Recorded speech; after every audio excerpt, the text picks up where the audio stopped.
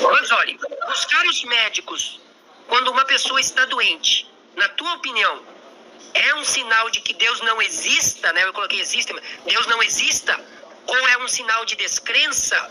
O que você poderia nos dizer? Deixa eu citar então aqui um versículo que vai responder a isso muito bem. 1 Timóteo 5:23. Não continue a beber somente água. Tome também um pouco de vinho, por causa do seu estômago e das suas frequentes enfermidades. Porque Paulo não fala para Timóteo, só vai lá e ora até Deus te curar. Não, ele fala também, toma um pouco de vinho. O vinho tinha propriedades medicinais naquela época, não existia remédio que nem hoje, né, na farmácia. Então, por exemplo, Lucas era um escritor do terceiro evangelho, era conhecido como um médico amado. Agora eu pergunto, né, será que quando ele se converteu, ele abandonou a medicina? Não, agora eu não quero mais saber, agora eu sou crente, agora eu não sou mais médico mais. Não, ele continua sendo chamado de médico. Então não existe uma coisa dessas, de que você é crente, então automaticamente você tem que querer que Deus cuide tudo e você não tem que fazer a sua parte e os médicos têm que abandonar.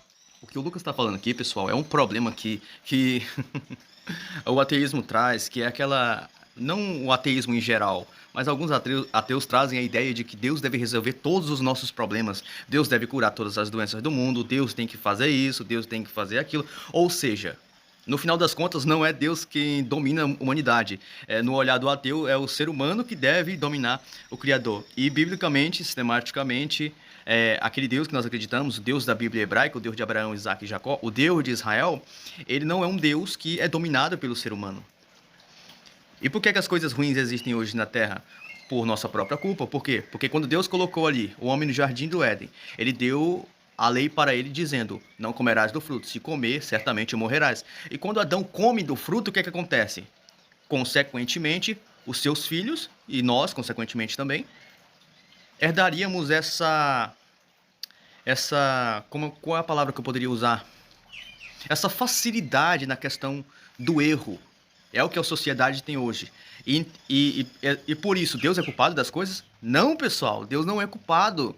Nós somos o culpado porque nós resolvemos desobedecer a Deus. E quando eu digo nós, eu coloco em um geral. Não só dizer, olha, ele errou, sem me colocar também. Porque o ser humano, ele faz isso, sabe? Ele é muito do distanciar. Tipo, ele fez, eu não. Então é uma questão que a gente deve fazer uma análise que, inclusive, se algum ateu estiver olhando, fazer uma análise.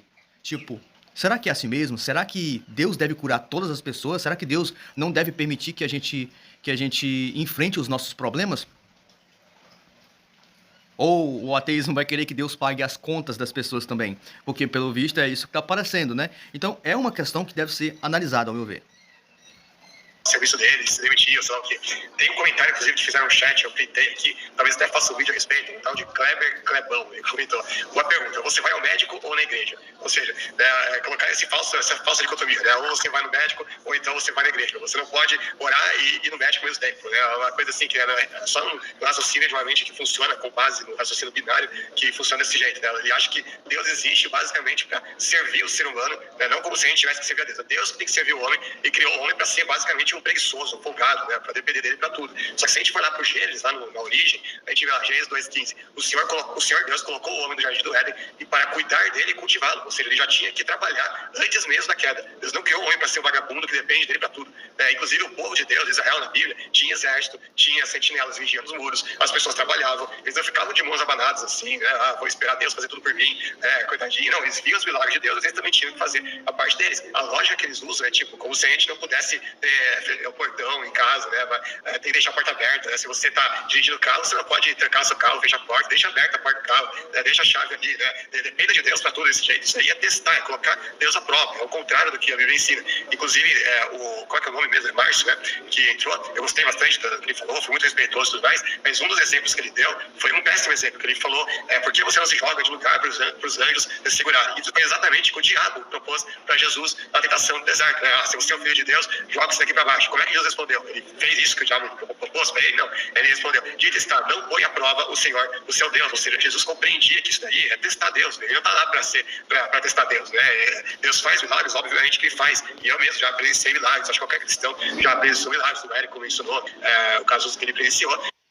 Isso que o Lucas falou é interessante, porque em uma live eu vi, eu não vou mencionar o nome dele aqui por questão de ética, eu vi um ateu falar o seguinte: eu só acredito em Jesus se ele ligar para mim. Olha o nível da ignorância da pessoa.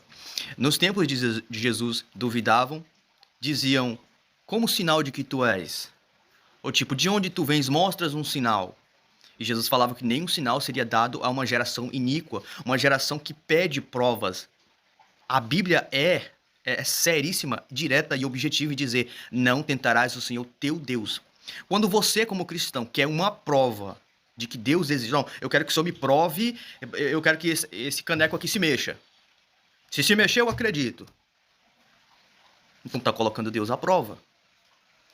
E nós, como criaturas de Deus, formadas intelectualmente, intelectivamente, sistematicamente, cheio de características que outros seres não possuem, nós, seres humanos, que raciocinamos, temos, nós somos um ser totalmente diferente.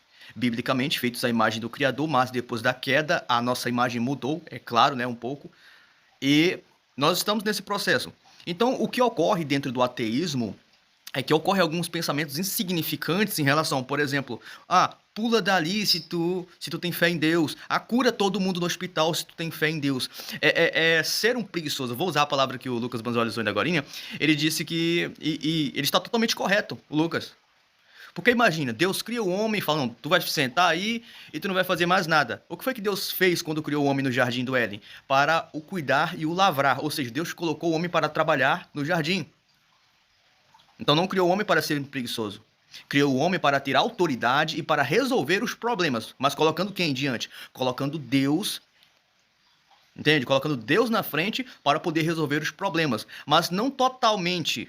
Assim, eu confio em Deus para fazer e Deus vai me capacitar a fazer aquela situação. E não ficar com as mãos para cima dizendo, olha, é o seguinte, eu vou ficar aqui, vou morrer nesse lugar se Deus não vier. Ou seja, é o famoso tentar a Deus e isso a gente não pode fazer. E se fizer, estaremos sendo como o próprio diabo quando tentou Jesus dizendo, olha, te joga daqui porque está escrito. E Jesus fala, também está escrito. É por isso que o cristão ele deve estudar a palavra, porque o inimigo ele usa da palavra, fora do contexto, para poder enganar as pessoas. Por exemplo, a serpente no jardim usou da palavra de Deus fora do contexto para enganar Eva. Deus disse, comerás de todos os frutos das árvores, somente não comerá do fruto da árvore do conhecimento do bem e do mal. O que é que a serpente faz? Ela pega a palavra de Deus, coloca fora de contexto, ele diz, é verdade que Deus disse que vocês podem comer de tudo aqui. Vocês estão vendo que o inimigo chega com um pouquinho da palavra de Deus, mas o contexto é totalmente diferente? Então é um cuidado que a gente tem que ter hoje. Mas isso não significa que a gente vai ter que ficar de mãos abanadas assim, Deus faz tudo aí pra mim, não vou fazer nada, eu não vou nem trabalhar, deixa o maná cair do céu pra gente, assim, não é assim que as coisas funcionam. Deus deu o maná pro povo no deserto, porque eles não tinham como sobreviver no deserto durante 40 anos se não fosse por isso. Agora, não significa que depois que o povo já se estabeleceu numa terra, na terra de Canaã, a Bíblia diz que naquele mesmo dia parou o maná. Por quê? Porque a proposta de Deus não é que a gente seja para sempre dependente dele, mas que a gente consiga viver com as nossas próprias pernas, entende? Então, inclusive tem outro cara ali no chat que ele comentou o tal de Zorgan, o Deus dos cristãos. Isso é o nickname dele. Ele falou, se Deus existisse, os hospitais só seriam lotados por ateus. Mas não é isso que eu vejo. Ou seja, mais uma vez, aquele pensamento mesquinho, o propósito de Deus é servir ao homem. Então, só os cristãos vão ter tudo bom, melhor, os ateus vão se ferrar aqui na terra. Não é isso que a Bíblia diz. Um pouco de leitura bíblica, a gente vai lá para o Sermão da Montanha, o que a gente lê lá em Mateus 5,45? Porque ele faz raiar o seu sol sobre bons e maus e derrama a sua chuva sobre justos e injustos. O que Deus quer dizer com isso? Que aqui nessa vida não tem diferença entre o crente e o ímpio. Inclusive, Paulo vai dizer lá em 1 Coríntios 15, verso 19, que se atualmente para esta vida que nós temos esperança em Cristo, somos de todos os homens os mais miseráveis, os mais dignos de lástima. Por quê? Porque a nossa recompensa está na próxima vida, está depois da ressurreição, quando a gente vai ser galardoado pelos nossos feitos aqui nessa terra, por servir a Deus e tudo mais. Não é nessa vida que a gente recebe a recompensa. Então o que eu vejo nesses ateus aqui, eu nem sei querer generalizar, mas infelizmente algo que eu vejo com muita frequência, é simplesmente uma ignorância bíblica, um analfabetismo bíblico. Isso também tem cristãos que pensam assim. Inclusive existe uma minoria de cristãos que é contra que a gente tome remédio, o pessoal lá da chamada confissão positiva. Tem casos de crianças que os pais não deram remédio para ela, para orar, para curar pela fé e morreu. Né? Então tem isso dos crentes também, ignorantes bíblicos. Mas os ateus são muito mais, porque eles não leem a Bíblia, eles não conhecem teologia, e eles montam esses argumentos baseados numa falsa concepção do cristianismo para bater no espantalho, né? Porque parte dessas concepções